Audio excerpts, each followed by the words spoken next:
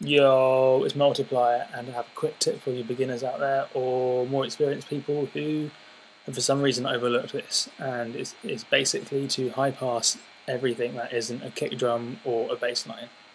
And that's because you don't want things like your drums or your vocals or your lead line contributing some sub frequencies, things like 50, 60 hertz, to the mix, because when it comes to like vocals or non-kick drum drums or lead lines, the whole point of that channel isn't to contribute to the sub bass. That's what the bass line and the kick drum is for.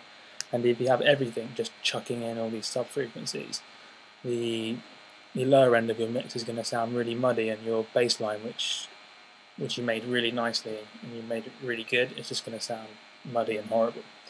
And I'm going to show you why that is. And I have a snare drum from a deadmau5 sample pack, which is normally pretty well processed samples, but for some reason there is a whole bunch of sub frequencies going on in this sample. So I've got a sample.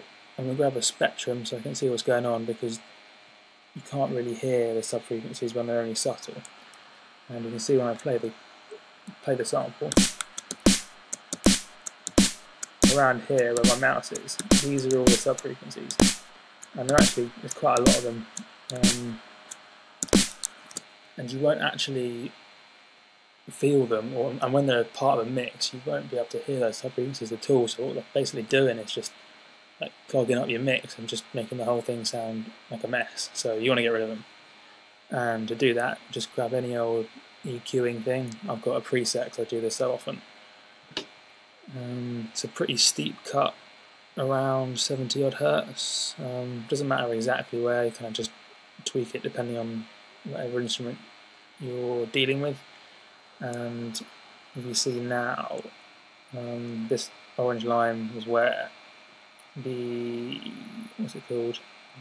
frequencies were before the EQ, and now when I play it, you can see the sub frequencies involved are way lower. They're not as high as they were before the EQ, and this is good. This is basically like cutting them out of the mix. When they're that low, you won't hear them at all, and they won't get in the way to kick drum or your bass line.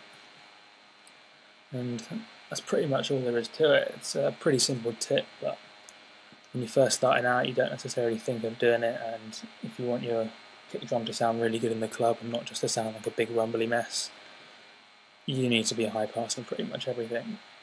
And yeah, my name is Multiplier. Check me out on Facebook, Twitter, SoundCloud, whatever. I make tutorials, music, and talk shit every now and then too. So yeah, have fun. Peace.